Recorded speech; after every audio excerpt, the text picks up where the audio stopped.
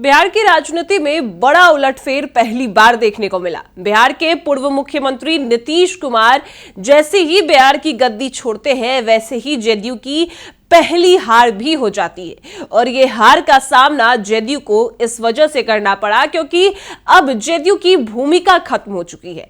ना बीजेपी मायने रखती है जदयू के लिए कुछ, और ना ही अब जदयू को लोग पसंद कर रहे हैं क्योंकि नीतीश कुमार ने बिहार की गद्दी छोड़ दी जो जनता को बिल्कुल पसंद नहीं था, और बीजेपी के हाथ में उस गद्दी को सौंप दिया। तो हार तो निश्चित थी, और यह हार से बड़ा उलटफेर देखने को मिला क्योंकि ये जदयू की परंपरागत सीट थी। एमएलसी चुनाव में आरा सीट जो है वो जदयू की सीट थी, लेकिन वो सीट बस इस वजह से हार पाए क्योंकि नीतीश कुमार ने बिहार की गद्दी छोड़ी, और ये पहली हार जदयू की हो गई है, और वो हार तेजस्वी यादव के उम्मीदवार ने दिलाई है।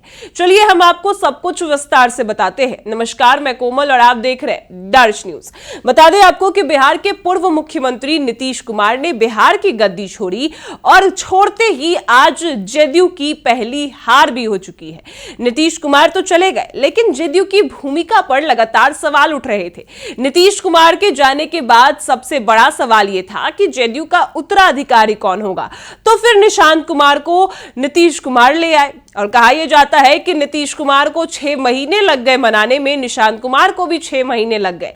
लेकिन क्या उस 6 महीने मनाने में लगने में क्या जदयू को कोई फायदा हुआ? निशांत कुमार के आने से क्या जदयू को फायदा हुआ? देखा जाए तो नहीं हुआ, क्योंकि ऐसा इस वजह से क्योंकि नीतीश कुमार ने अपनी एक छवि बनाई थी, और निशांत कुमार जब आए हैं तो परिवारवाद का आरोप लग रहा है। निशांत कुमार को ट्रोल किया जा रहा है क्योंकि उनको स्वास्थ्य मंत्री मिला, और यह कहा जा रहा है कि जो खुद ही ठीक नहीं है वो स्वास्थ्य विभाग क्या संभालेगा। सोशल मीडिया पर कई वीडियोस बन रहे हैं, कई जो खबरें हैं वो सामने आ रही है। लेकिन इस बीच देखा यह जा रहा है कि नीतीश कुमार के जाने के बाद अब जदयू की हार भी होने लगी है।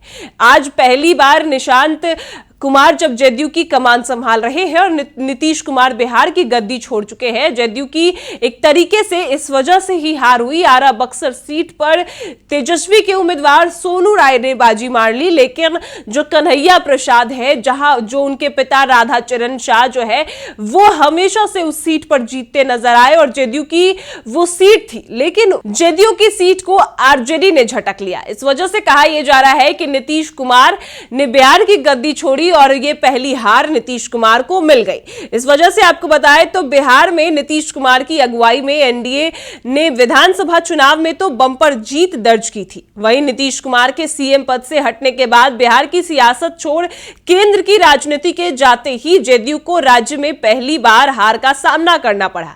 जदयू को यह हार गुरुवार को यानी कल हुई मतगणना में विधान परिषद के भोजपुर बक्सर एमएलसी उपचुनाव में मिली। इस उपचुनाव में आरजेडी के सोनू राय ने जदयू के कन्हैया प्रसाद को हराया।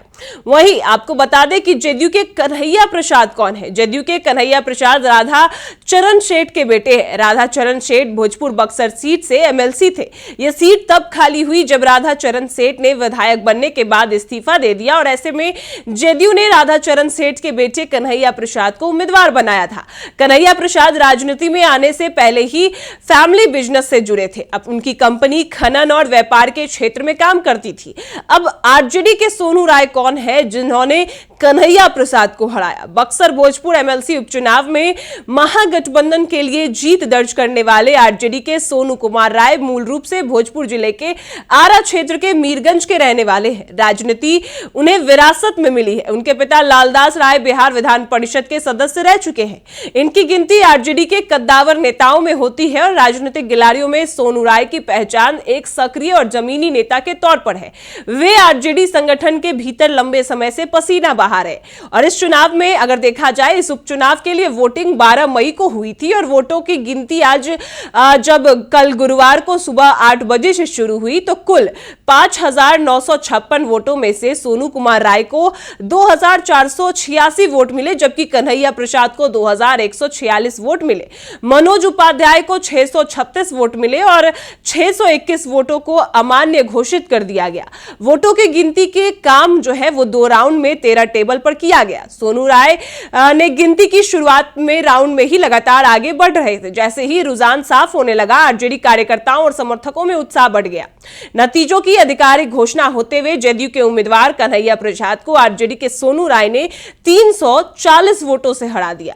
और इसी वजह से कहा यह जा रहा था कि जब ईवीएम से चुनाव होते हैं तो बीजेपी जीत जाती है, लेकिन जब बैलेट पेपर से चुनाव होते हैं तो तेजस्वी यादव की ही जीत होती है, क्योंकि जनप्रतिनिधियों का जो समर्थन है वो तेजस्वी के साथ है, लेकिन बीजेपी एनडीए जो है वो वोट चोरी करके जीतती है।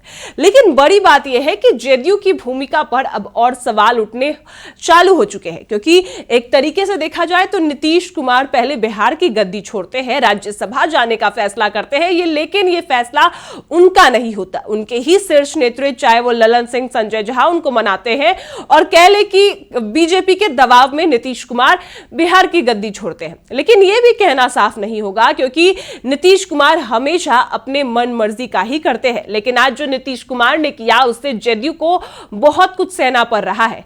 ना नीतीश कुमार की पार्टी जदयू के पास गृह विभाग है, ना ही नीतीश कुमार की पार्टी जदयू के पास विधानसभा स्पीकर है, और 2 डेप्यूटी सीएम होने के बाद भी कोई मायने नहीं रखती उस पद का। और ऐसे में जो विभागों के बंटवारे हुए उसमें भी जदयू के पास जो अहम विभाग है, शिक्षा, ट्रांसफर, उसके बाद रोजगार, ये सारे विभाग बीजेपी के पास है। जदयू के पास ये सारे विभाग नहीं है। सिर्फ और सिर्फ स्वास्थ्य विभाग निशांत कुमार को दे दिया गया है। लेकिन निशांत कुमार को भी स्वास्थ्य विभाग मिलने के बाद वो ट्रोल हो रहे हैं, उन पर कई सवाल खड़े हो रहे हैं।